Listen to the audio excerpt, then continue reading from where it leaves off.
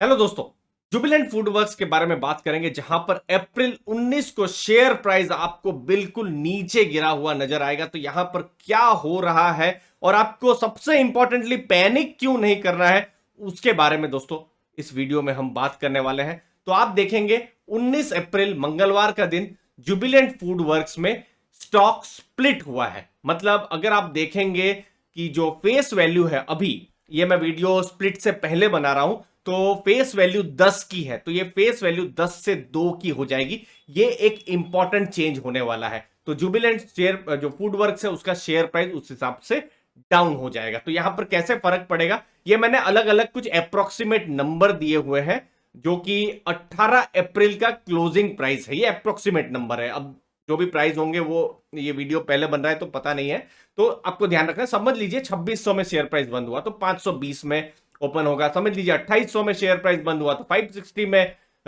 Stock खुलेगा। 19 तारीख को 3100 में बंद हुआ तो 620 में खुलेगा, 3000 में खुलेगा।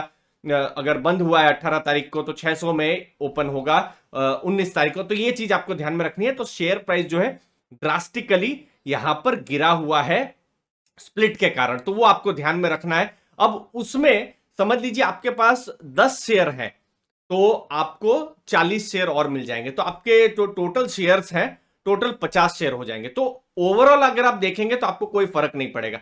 समझ लीजिए 2600 अगर आपकी लेट्स से बाइंग प्राइस है, समझ लीजिए, और आपके पास समझ लीजिए एक शेयर है तो 2600 हुए। 520 अगर शेयर प्राइस में अगर समझ लीजिए ओपन होता है तो आपको और 5 शेयर मिल जाएंगे, तो 520 इंटू 5 वही 2600 हो गया। तो आपको कोई फर्क नहीं पड़ेगा।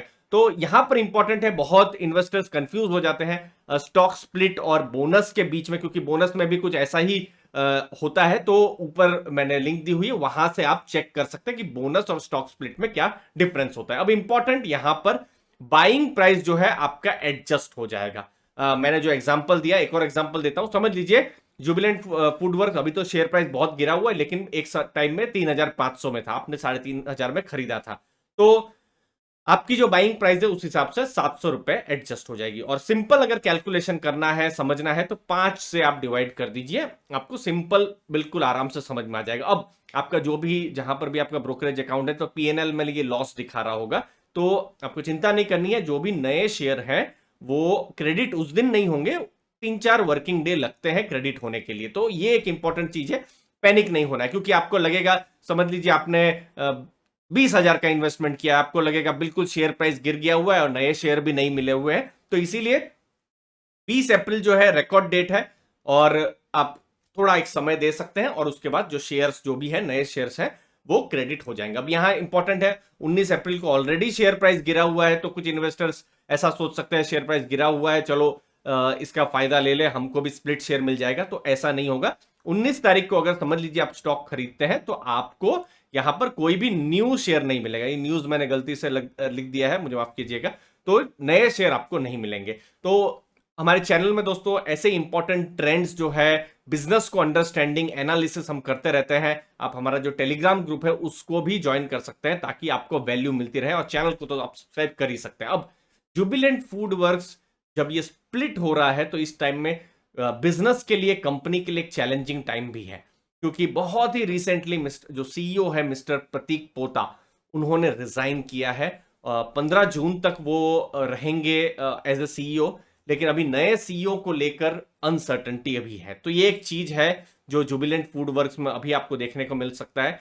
वैल्यूएशन अगर आप देखेंगे, अभी मैं फिलहाल जस्ट स्क्रीनर्स एनालिसिस ही कर रहा था, जो भी शेयर प्राइस है, तो 80-85 के पी में है, तो आपको सस्ते में भी स्टॉक नहीं मिल रहा है। वैल्यूएशन हमेशा से जुबिलेंट फूड वर्क्स का इंटरेस्टिंग बिजनेस है, क्यूएसआर का बिजनेस है, डोमिनोज जैसा स्ट्रॉन्ग ब्रांड है, और इंडिया में अंडर पेनिट्रेटेड है ये सब बिजनेसेस, लेकिन वैल्यूएशन भी बहुत ही महंगा होता है। तो वैल्यूएशन को लेकर भी कंसर्न है। और अगली चीज, कुछ नई चीजें हुई है पिछले 6 महीनों में, 1 साल में, वो है कॉमोडिटी प्राइस इन्फ्लेशन।